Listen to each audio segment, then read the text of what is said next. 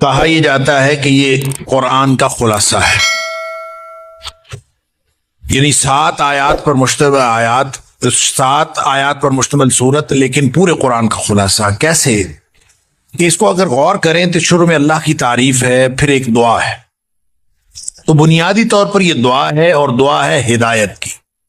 قرآن چونکہ کتاب ہدایت ہے، لہذا وہ ہدایت جو قرآن کریم دیتا ہے اور جس مقصد کے لیے قرآن نازل ہوا ہے وہ حاصل ہوتی ہے سورہ فاتحہ کے ذریعے سے۔ لہذا یہ اللہ نے انسانوں کو سکھائی کہ ایسے کہا کرو، یعنی صرف دعا نہیں ہے یہ، بلکہ یہ طریقہ دعا بھی ہے کہ دعا کرنی ہے تو ہمیشہ اس طرح سے کرنی۔ کیسے کرنی ہے کہ سب سے پہلے دعا کا ادب سکھایا کہ جس سے دعا مانگنی اس کے عظمت کا اظہار کرو۔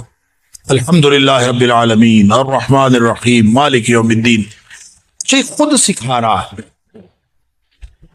اور پھر حدیث میں آتا ہے کہ اللہ فرماتا ہے اثنا علی عبدی، میرے بندے نے میری ثنا کی، مالک یوم الدین، بندے نے میری بزرگی بیان کی، مجدنی عبدی۔ اچھا یہ اندازہ کیجئے سکھایا کس نے ہے یہ فقرہ، یہ صورت سکھائی کس نے ہے؟ اس نے خود سکھائی۔ توفیق کس نے دی ہے؟ اس نے خود دی ہے۔ زبان کے اندر بولنے کی نے رکھی ہے، ساری صلاحیتیں اس کی عطا کی ہوئی ہیں، اور جو جملہ عطا ہوا ہے، جو فقرہ عطا ہوا ہے، جو کہنے کے لیے گفتگو عطا ہوئی ہے، وہ بھی اس نے عطا کی۔ لیکن مہربان اتنا ہے کہ پھر بھی کہتا ہے میرے بندے نے میری تعریف کی۔ اللہ کے بندے نے تو کچھ بھی نہیں کیا، سارا کچھ تو اس نے خود کیا ہے، عطا تو اس نے خود کیا ہے، لیکن یہ اس کی مہربانی، اس کی رحمت ہے کہ وہ پھر بھی فعل کی نسبت بندے کی طرف کرتا ہے کہ بندے نے میری تعریف کی۔ اللہ کے الحمدللہ رب العالمین یہ کہنا اس نے خود سکھایا۔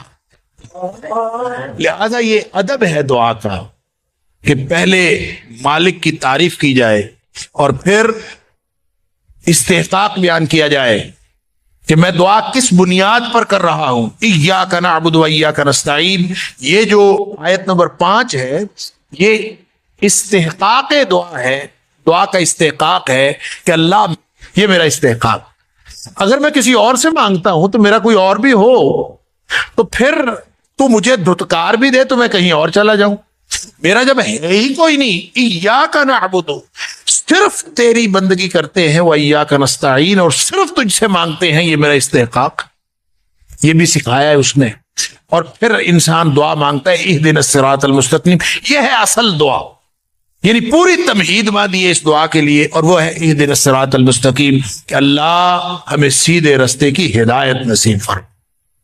اور یہ راستہ دکھانا بھی ہدایت ہوتا ہے، لیکن منزل مقصود پر پہنچانا، لے چلنا، اہدنا الصراط المستقیم، ذہن میں یہ معنی ہونا چاہیے کہ اللہ ہمیں تو سیدھے رستے پر لے چل، منزل مقصود پر پہنچا دے۔ اور پھر آخری آیت جو ہے صراط الذین انعمت علیہم غیر المغضوب علیہم ولا الضالین آمین، یہ وضاحت دعا ہے کہ اللہ میں نے جو مانگا ہے وہ کیا ہے؟ انعام یافتہ لوگوں کا رستہ، انعام والے لوگوں کا رستہ، یہ ہے اس رستے پر لے چل۔ اور یہ انعام یافتہ لوگوں کا رستہ کون سا ہے؟ گمراہوں کے رستے پہ بھی نہ لے کے جا، اور ان لوگوں کے رستے پہ بھی نہ لے کے جا جو جن پر تیرا غصہ ہوا۔ اور یہ اللہ تعالیٰ نے قرآن میں خود اس بات کی وضاحت فرمائی کہ مغضوب علیہم جو ہے، یہ سورہ بقرہ کی میں ہی اللہ تعالیٰ نے آیت نمبر 90 میں بتایا مغضوب علیہم سے مراد یہودی ہے، اور ضالین جو گمراہ ہیں ان سے مراد عیسائی ہیں۔ گویا نہ گمراہوں کے رستے پر لے کے جا، نہ ان کے رستے پر لے کے جا جو ان پر تیرا غصہ ہوا۔ اور ویسے بھی عمومی طور پر اس سے مراد عیسائی اور یہودی نہ بھی ہو تو اللہ اس رستے پر لے کے جا جو گمراہی سے بھی بچا ہوا ہو اور تیری ناراضگی سے بھی بچا ہوا۔ یہ ہے وہ دعا جس کے نتیجے میں اور جس کے جواب میں پورا قرآن نازل ہوا ہے۔ اللہ اکبر۔ لہٰذا آپ یہ کہہ لیجئے یہ جو خلاصہ ہے پورے قرآن کا، تو پورے قرآن کا خلاصہ اصل میں ہدایت ہے۔ ملتی کیسے ہے؟ ملتی ہے ایاک نعبد و ایاک نستعین کی بنیاد پر اللہ کی تعریف بیان کر کے اس کے سامنے عاجزی اور بے بسی کا اظہار کرنے سے ملتی۔ سبحان اللہ۔ تو الحمد سے آغاز ہوا قرآن کا، اور آخری سورت کا آغاز اعوذ سے، قل اعوذ برب قل اعوذ برب الناس، گویا پورا قرآن الحمد اور اعوذ کے درمیان میں ہے۔ مناسبت اس میں یہ ہے، الحمد کا معنی ہوتا ہے وہ تعریف جس میں شکر موجود ہو، شکر کے جذبات کے ساتھ تعریف۔ تو الحمدللہ کا معنی یہ ہے کہ چونکہ نعمت عطا کرنے والی وہ ذات ہے، لہٰذا دنیا کائنات میں اگر کوئی شکرانے والی تعریف ہو سکتی ہے تو وہ صرف اس کی ہے، نعمت عطا کرنے والا جو وہ ہے۔ اس لیے ساری زندگی دراصل انسان شکر کرتا رہے اللہ کے انعامات کا تو یہ شکر ادا نہیں ہوتا۔ یہ ہے پوری زندگی کا مقصد۔ انا ہدیناہ السبیل اما شاکرا و اما کفورا، اللہ تعالیٰ نے سورہ دہر میں فرمایا کہ ہم نے دو راستے بتا دیے، چاہے کوئی شکر کرنے والا بن جائے چاہے کوئی کفر کرنے والا۔